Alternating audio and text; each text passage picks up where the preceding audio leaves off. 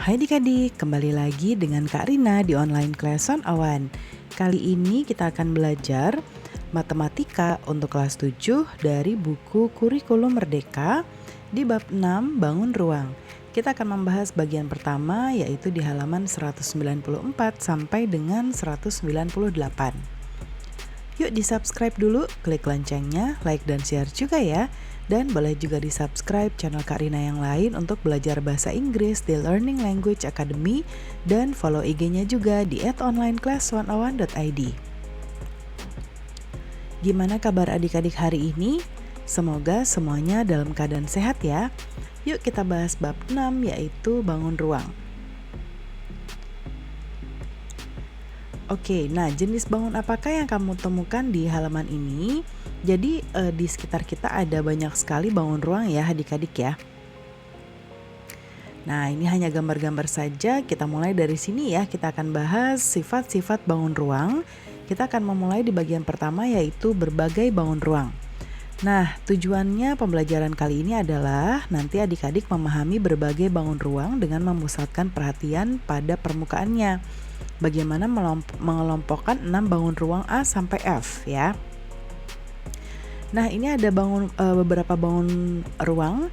Ini adalah prisma segitiga, ini adalah 5 segitiga, ini tabung, kerucut, lalu ini adalah balok ya, terus ini adalah 5 segi 4. Nah kita lihat yang pertama, Tegar mengelompokkan bangun-bangun di atas menjadi 2 kelompok.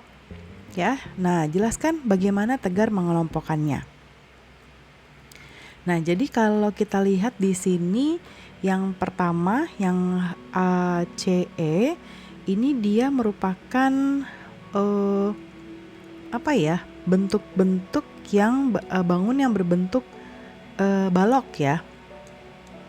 Balok dalam arti walaupun ini bentuknya segitiga tapi dia bentuknya sama. Ya, alasnya dan atasnya ya dan tutupnya itu berbentuk sama ya, dan juga dia memiliki sisi-sisi yang menutupi sisi yang berdiri ini ya, walaupun bentuknya berbeda mengikuti tutup dan alasnya.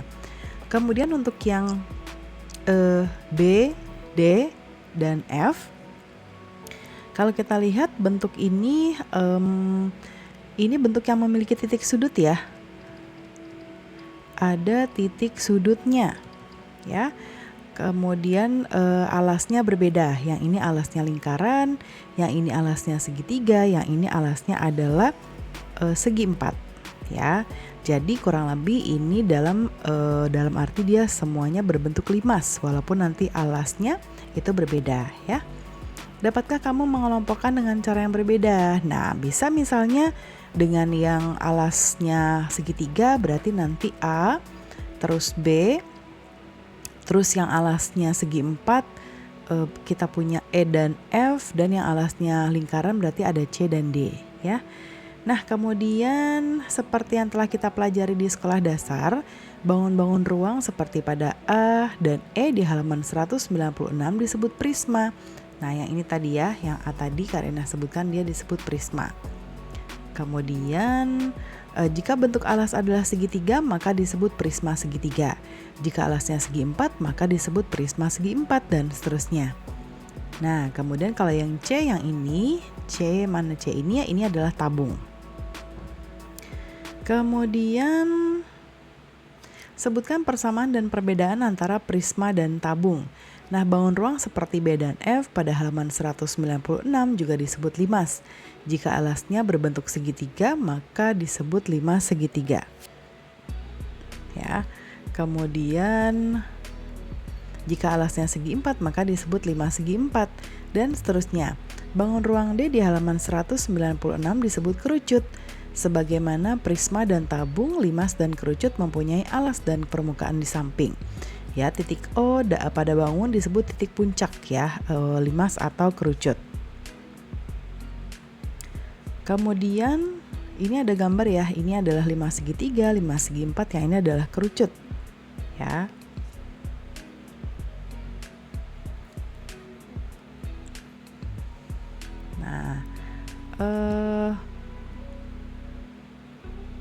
Nah ini belum terjawab untuk soal ini ya. yang soal 1 kita tadi sudah baca ini, tapi kita coba jawab dulu untuk bagian yang ini. Soal 1,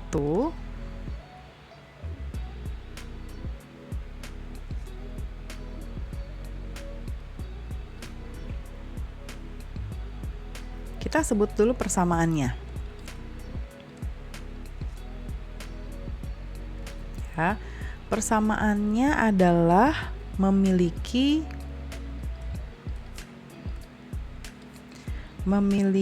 dua permukaan alas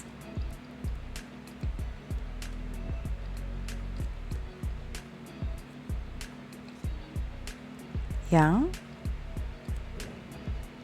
kongruen dan sejajar. Kemudian perbedaannya yaitu alas prisma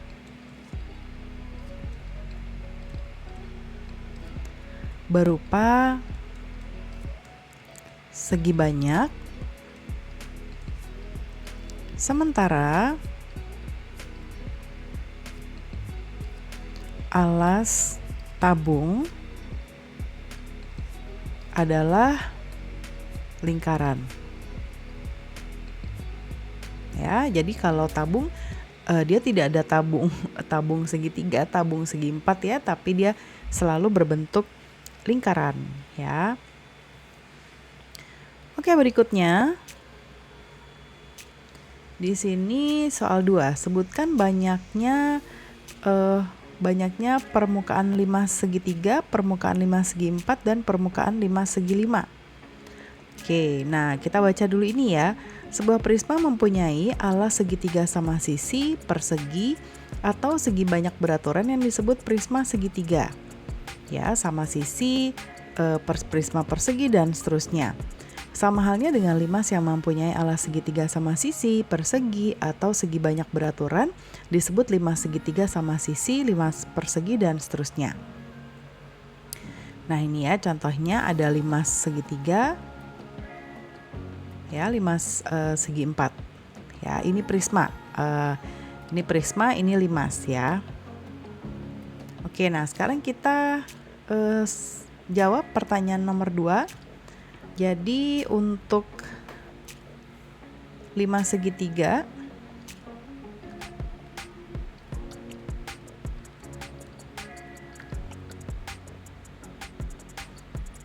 ada 4 ya.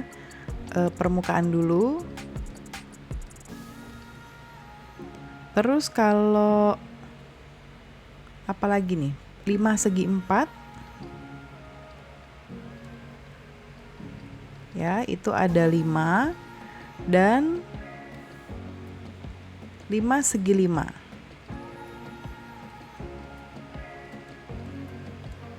Ada 6 ya. Oke, kemudian berikutnya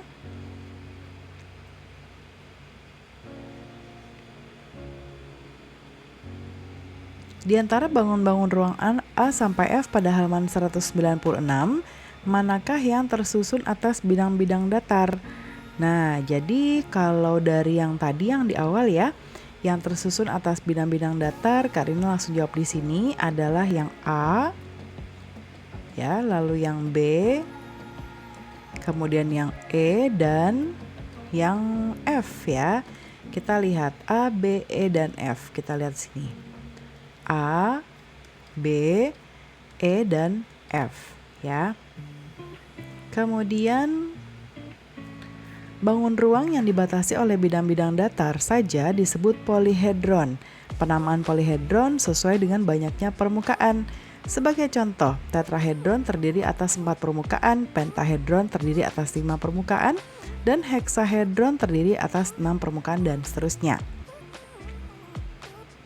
Kemudian soal nomor 3, apa jenis polihedron dari prisma segi 4 dan 5 segi 4? Nah, yang ini Karina gambarnya ada di mana nih? Prisma segi 4, bukan ini ya, prisma segi 4. Prisma segi 4 itu sama dengan balok ya. ya, sama dengan balok. Kemudian kalau 5 segi 4 itu yang seperti ini. Ya. Nah, berarti kalau ini Karina langsung jawab, prisma segi 4 ini termasuk heksadon. Ya, kemudian kalau 5 segi 4 ini adalah pentadron ya. Ya, ini ada R-nya ya. Nah, polihedron yang memiliki permukaan poligonal beraturan atau sama dan sebangun. Ya. Dan setiap titik puncak menghubungkan sejumlah permukaan yang sama banyaknya disebut polihedron beraturan. Hanya ada 5 jenis polihedron beraturan, yaitu ada tetrahedron beraturan, ya, kemudian ada heksahedron beraturan atau ini bentuk kubus, ini oktahedron beraturan, dodekahedron beraturan, ikosahedron beraturan, ya. Nah, ini ada bola ya. Oke. Yang berikutnya yang keempat, sebutkan banyaknya permukaan yang saling berdekatan pada sudut dodekahedron. Sebutkan juga banyaknya titik sudut dan juga banyaknya rusuk. Nah, yang ini yang ditanyakan ya. Oke, kita lihat. Kalau yang pertama adalah permukaan yang berkumpul.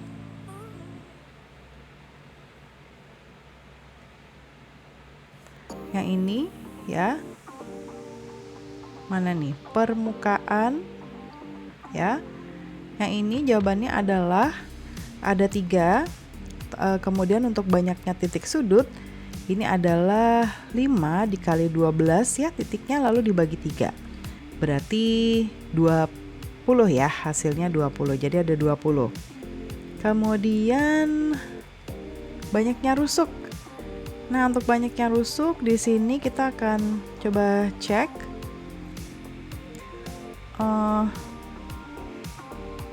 Oke, kalau dari gambar ini mungkin adik-adik agak sedikit pusing melihatnya ya.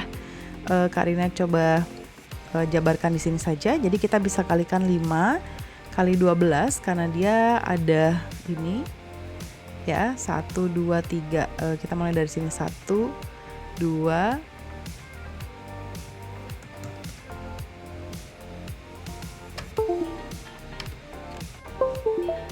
ya, ada 1 2 3 4 5 6 7 8 9 10 11 12. 1 2 3 4 5 6 7 8 9 10. Kalau ini 10 ya.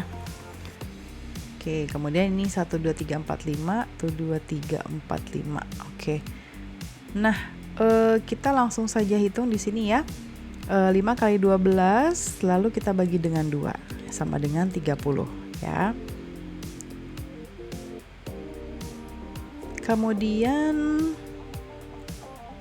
nah, pembelajaran kita sudah selesai ya adik-adik sampai halaman 198. Untuk yang berikutnya kita akan bahas di pembelajaran selanjutnya. Semoga pembelajaran kita kali ini bisa bermanfaat ya. Jangan lupa di-subscribe, klik loncengnya, like dan share juga. Dan boleh juga di-subscribe channel Karina yang lain untuk belajar bahasa Inggris di Learning Language Academy dan follow IG-nya juga di @onlineclass101.id. Terima kasih sudah menonton sampai akhir. Mohon dimaafkan apabila ada kesalahan dalam perkataan maupun dalam materi yang diberikan. Sampai jumpa di pembelajaran berikutnya.